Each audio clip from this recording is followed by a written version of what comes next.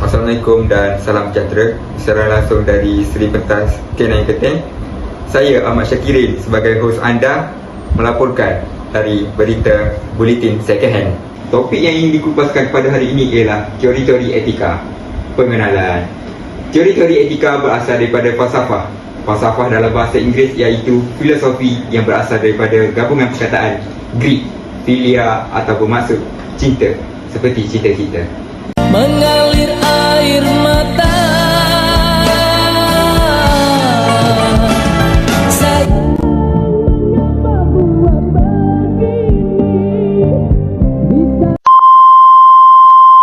atau persahabatan dan Sofia.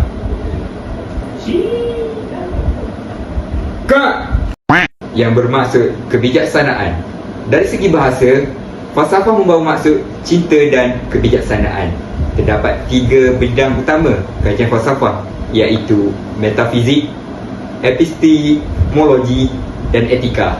Etika pula berasal daripada perkataan Greek iaitu ethos yang bermaksud watak dan selalu didefinisikan sebagai kajian mengenai moral manusia. Terdapat 2 jenis teori etika. Yang pertama ialah teori etika klasik dan juga teori etika moden. Teori etika klasik terbahagi kepada 2, iaitu teori kebaikan dan teori teleologi. Manakala teori etika moden pula terbahagi kepada 3, iaitu teori deontologi dan teori keadilan serta teori hak asasi. Pengenalan kepada teori kebaikan. Seseorang yang memiliki watak yang baik, cemerlang, kebiasaannya boleh melakukan perkara yang betul pada masa yang sesuai dan dengan cara yang dibenarkan, yang dipetik daripada Aristotle yang terkenal dalam zaman falsafah etika awal atau klasik telah menggunakan falsafah yang dibangunkan oleh Socrates dan Plato dalam menghasilkan pemikiran dan falsafah awal mengenai etika. Karya itu tersebut dipetik daripada karya Nicomachean Ethics. Beliau menganggap etika dan politik sebagai saling berkaitan, di mana etika adalah mengenai kebaikan individu, sementara pula politik pula lebih kepada penumpuan hal-hal kebaikan dan kecekapan pentadbiran sesebuah negara. Seseorang yang memiliki watak yang baik dan cemerlang, kebiasaannya boleh melakukan sesuatu perkara yang betul pada masa yang sesuai dan dengan cara yang dibenarkan. Naluri seseorang untuk berani melakukan sesuatu yang mengikut lunas peraturan adalah contoh watak yang baik dan cemerlang. Falsafah etika Aristotle ini berkembang kepada 4 perspektif yang dikenali sebagai kebaikan moral, 4 kebaikan utama, keadilan dan kemuncak kebaikan. Sekian daripada saya melaporkan daripada Seri Pentas K9 Ketain.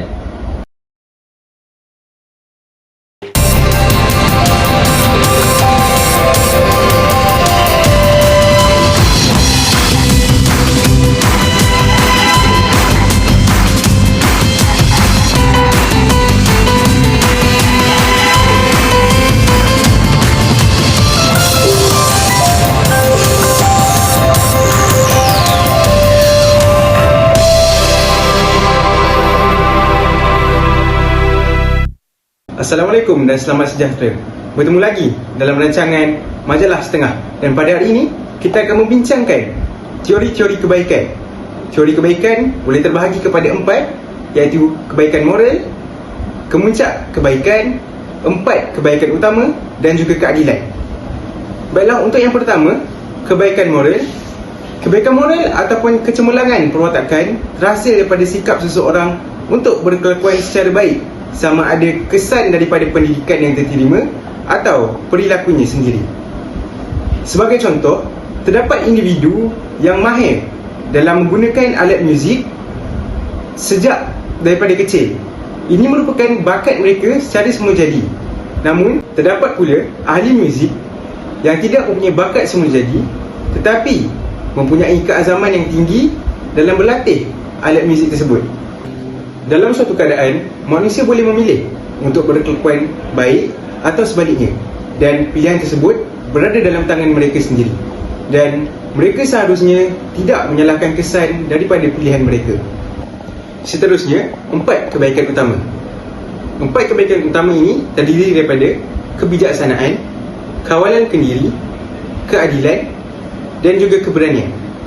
Untuk kebijaksanaan, berdasarkan daripada Aristotle, kebijaksanaan merupakan satu elemen yang paling penting.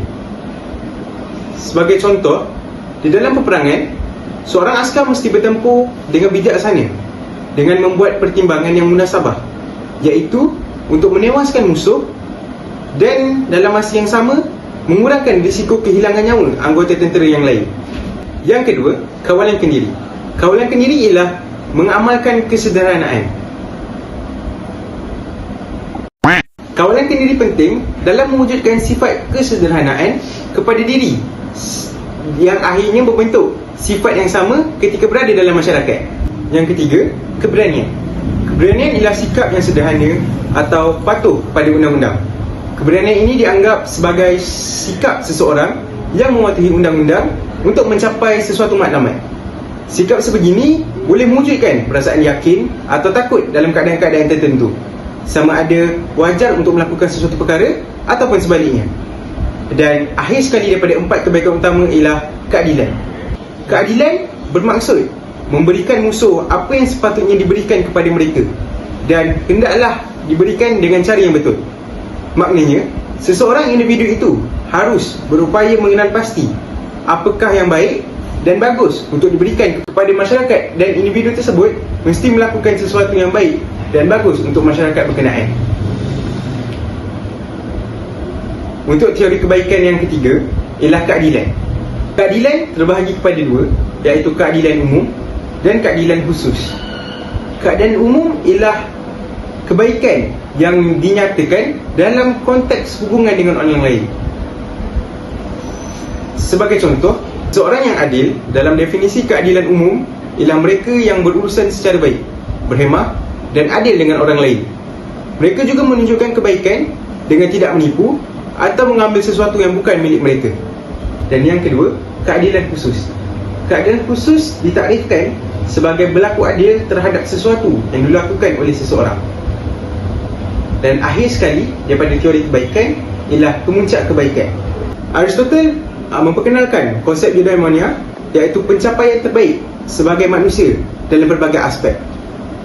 Beliau telah membahagikan kategori 5 jenis manusia yang mulia dan mempunyai semua kebaikan moral dan kecemerlangan.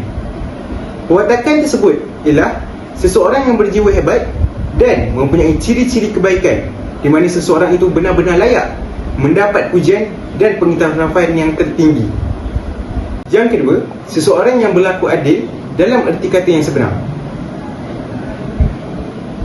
Yang ketiga, kebijaksanaan yang munasabah dan praktikal, seperti mana yang ditunjukkan oleh seseorang pemimpin yang baik dan berkarisma tinggi. Yang keempat, nilai-nilai kebaikan dan kemuliaan untuk menjadi seorang sahabat yang baik. Dan akhir sekali, seseorang yang mempunyai ciri-ciri dan nilai-nilai seseorang yang mulia. Sebagai contoh, memiliki sahsiah yang terpuji dan menjadi seorang manusia yang budiman. Sekian saja daripada saya. Sekian, terima kasih. Selamat datang ke rancangan Lelaki Hari Ini. Selamat menonton muka saya. Sama di hari ini kau ku cintai, takkan selamanya abadi sejati. Di hari ini aku lelaki, di samping wanita ku gelar isteri. Assalamualaikum dan salam sejahtera. UTM Sanjungan Bangsa kerana Tuhan untuk manusia. Lelaki hari ini akan mengungkapkan tentang teori teleologi dan kehansaman saya. Teori teleologi berasal daripada perkataan Greek iaitu telos yang membawa maksud tujuan atau akibat. Sementara logos pula bermaksud sebab, keterangan atau penjelasan. Tiada penjelasan untuk orang yang curang kerana curang itu adalah pilihan. Teori teleologi ini menekankan hasil atau kesan daripada tindakan yang dilakukan oleh seseorang. Oleh itu, janganlah gunakan seseorang untuk kita move on. Mengapa Tuhan mempertemukan? Jika tindakan seseorang itu membawa kesan yang baik atau yang dihajati, maka tindakan itu dibenarkan atau dianggap sebagai betul dan bermoral. Baiklah, seterusnya, nilai betul atau salah pula bergantung kepada penerimaan sesebuah masyarakat. Baiklah, jika sesuatu tindakan itu diterima oleh sesebuah masyarakat, maka ianya dianggap sebagai betul dan bermoral. Contohnya, membantu orang buta melintasi jalan dengan selamat. Kesannya dapat menyelamatkan dirinya daripada dilanggar oleh kenderaan yang mungkin boleh mendatangkan kecederaan kepada dirinya dan juga orang buta. Maka janganlah jadi orang yang buta terhadap cinta. Terdapat dua aliran teori teleologi, iaitu aliran egoisme dan aliran utilitarianisme. Baiklah, egoisme. Seseorang individu harus melakukan sesuatu tindakan yang boleh memberikan kesan maksimum kepada kebahagiaan dirinya. Kesan yang paling baik ialah sesuatu yang mendatangkan akibat yang dihajati dan disukai oleh individu tersebut. Ia mengenetepikan kepentingan kesan kepada pihak lain, tetapi sebaliknya terlalu menumpukan kepada kesan terhadap dirinya sendiri. Kita akan membincangkan tentang utilitarianisme. Seseorang individu itu harus melakukan sesuatu tindakan yang boleh memberikan kebahagiaan atau kesan yang baik kepada bilangan orang yang paling maksimum dan tidak terhad kepada diri individu tersendiri. Dua sarjana, Jeremy Bentham 1748 hingga 1832 dan John Stuart Mill 1806 hingga 1873. Bentham membangunkan teorinya berdasarkan kepada reaksinya terhadap masalah yang wujud kesan daripada revolusi industri di Eropah pada abad ke-18. Masyarakat Eropah terbentuk secara hierarki dan diperintah serta dikuasai oleh golongan istana dan gereja. Perindustrian telah mewujudkan golongan kelas pertengahan yang dianggap sebagai ancaman kepada strata masyarakat feudal sedia ada. Masyarakat mula mencari makna etika dan moral selain daripada definisi yang berpastikan kepada pengertian doktrin agama. Baiklah, kita akan kupaskan tentang aliran pemikiran utilitarianisme. Nilai kebaikan itu sendiri, iaitu sesuatu tindakan diukur kepada sejauh mana nilai kebaikan yang terhasil.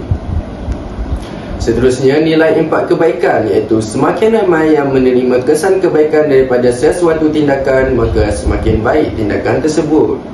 Seterusnya, utilitarianisme tindakan. Jika sesuatu tindakan menghasilkan kesan baik lebih besar daripada kesan buruk, maka tindakan tersebut dibenarkan.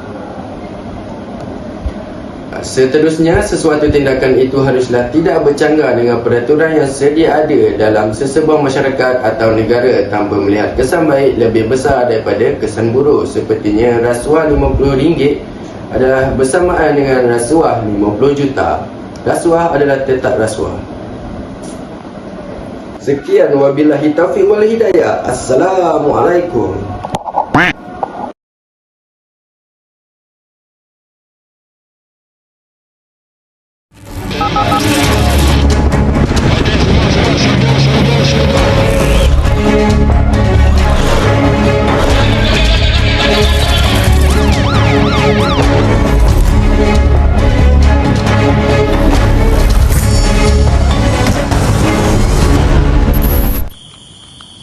Assalamualaikum dan salam sejahtera. Bersama saya, hos anda, Amir Ridwan, dalam rancangan 777. Kes terbaru, baru-baru ini, seorang remaja meminta tolong kawannya, tetapi kawannya tidak mengucapkan terima kasih dan terjadinya pergaduhan. Hal ini terjadi kerana mereka tidak menggunakan teori deontologi. Teori deontologi ini berkaitan dengan tugas dan kewajipan. Ianya berasal daripada perkataan Greek dentos yang bermaksud wajib. Teori ini tidak melihat kepada kesan sesuatu perbuatan, tetapi ianya lebih kepada tanggungjawab dan kewajipan yang perlu dilakukan oleh seseorang. Matlamat utama teori ini ialah untuk mewujudkan masyarakat yang santun antara satu sama lain dengan rasa hormat. Contohnya, prinsip janji harus ditepati. Akan tetapi, jika janji tersebut hanya untuk mendapatkan ganjaran, janji itu tidak signifikan dan relevan. Untuk mencapai matlamat tersebut, kita perlu memberikan keutamaan kepada sesuatu perkara sehingga tindakan individu tersebut selaras dengan undang-undang sejagat. Itu saja laporan dan penerangan daripada saya. Saya, Amir Ridwan, melaporkan diri daripada papan tanda Lingkaran Ilmu. Wassalamualaikum.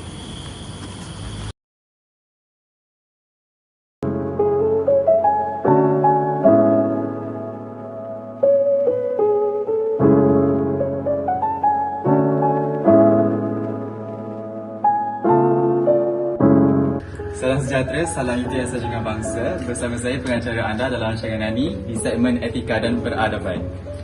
Amalan yang baik dan prinsip-prinsip asas perlu diterapkan dalam kehidupan seharian berdasarkan teori-teori etika. Hari ini kita akan mendalami beberapa isu iaitu teori keadilan dan teori hak asasi yang dirangkumi dalam teori etika moden. Teori keadilan oleh John Rawls 1971 mendefinisikan bahawa keadilan ialah kesesamaan. Teori keadilan mendidik manusia supaya tidak mengabaikan kepentingan masyarakat, hanya semata keinginan menjaga kepentingan sekelompok individu. Cara untuk mencapai matlamat teori keadilan yang pertama adalah membayangkan bahawa diri ini sedang berada dalam keadaan dirinya asal.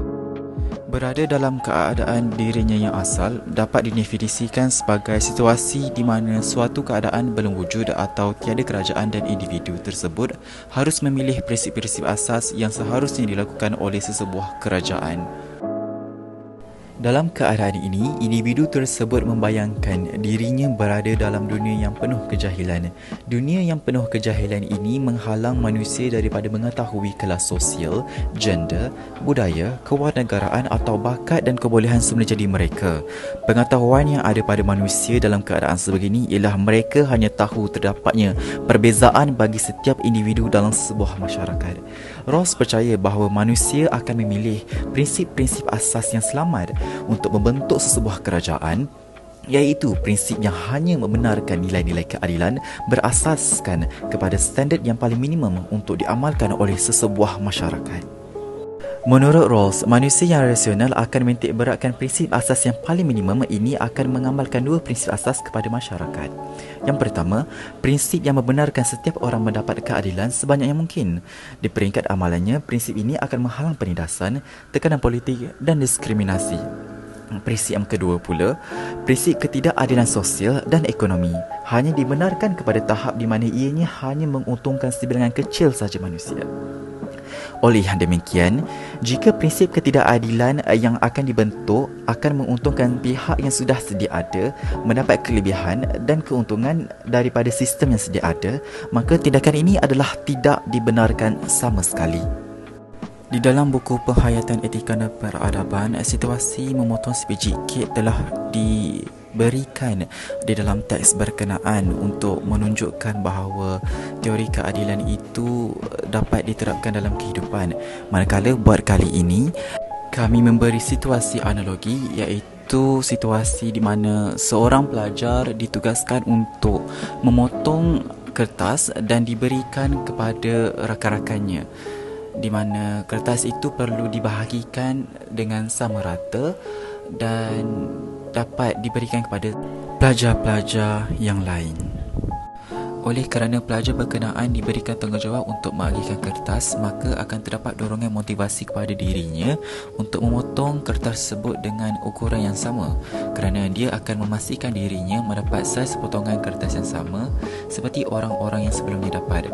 Begitu juga dalam masyarakat, sesiapa yang cuba mengenal pasti suatu prinsip asas keadilan, sama ada daripada keadaan asal ataupun Dunia yang penuh kejahilan akan terdorong untuk mewujudkan sebuah kerajaan yang menyediakan prinsip-prinsip asas kebaikan berdasarkan kepada nilai-nilai standard yang paling minimum bagi sebuah masyarakat yang sebaiknya. Hak asasi telah diketegakkan oleh John Locke di mana beliau percaya kepada hak asasi untuk hidup, memiliki kebebasan dan harta benda. Menurut Locke, terdapat 3 teras hak asasi manusia iaitu kehidupan di mana semua manusia berhak untuk hidup.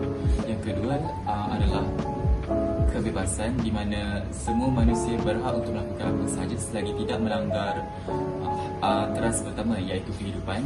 Dan yang terakhir adalah harta di mana manusia berhak untuk memiliki harta dan kekayaan selagi tidak bertentangan dengan 2 teras yang sebelumnya iaitu kehidupan dan kebebasan.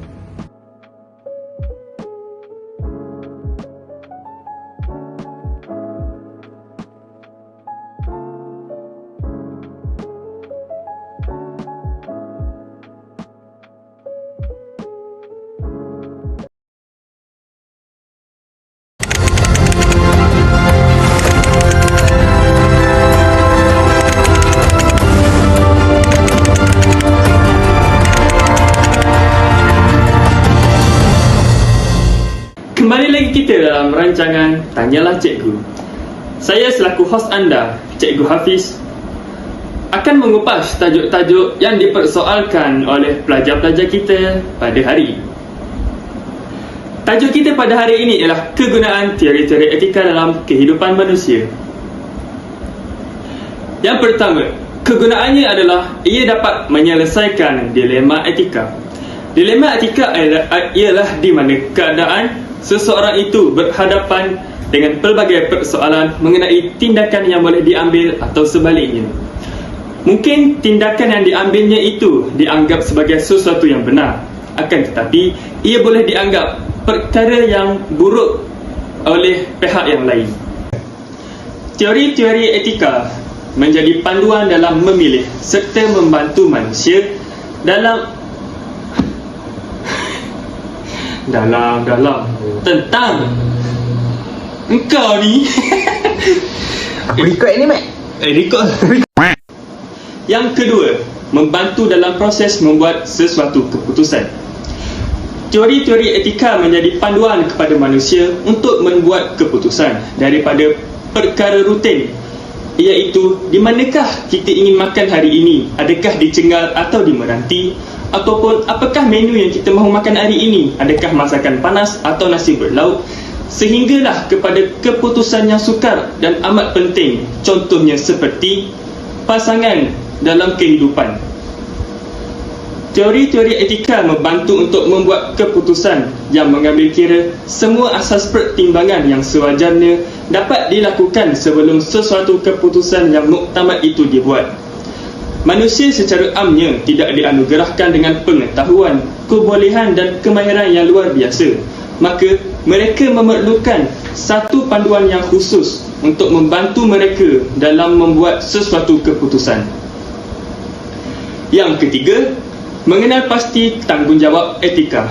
Kepelbagaian manusia mewujudkan kepelbagaian peranan daripada sebagai seorang rakyat biasa sehinggalah kepada seorang kaki tangan awam, kepada seorang tentera ataupun seorang pemimpin negara.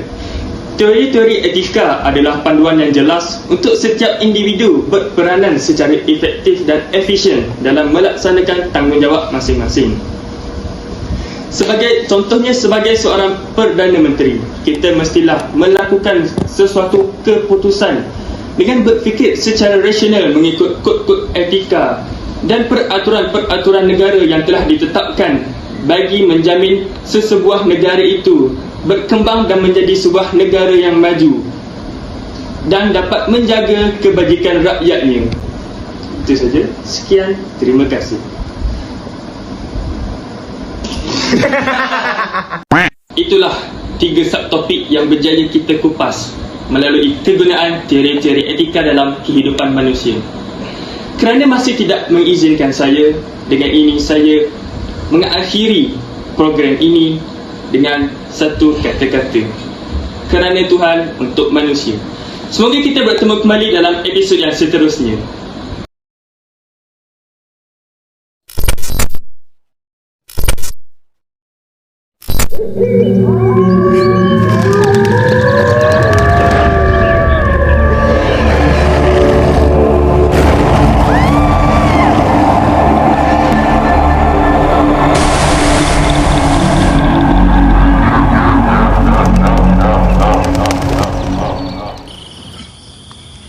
Malam penuh dengan misteri. Pada hari ini, kita akan menceritakan tentang penghayatan nilai.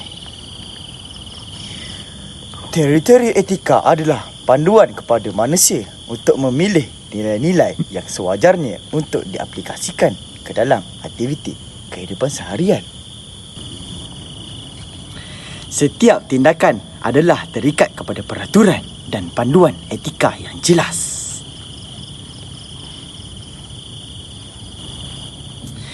Perkara tersebut adalah untuk panduan secara umum terhadap cara kita berfikir, bercakap dan bertindak. Okey. Menjadi panduan kepada semua manusia bagaimana seharusnya berperanan sewajarnya demi menjaga kepentingan semua pihak termasuk alam sekitar tanpa mengabaikan nilai etika.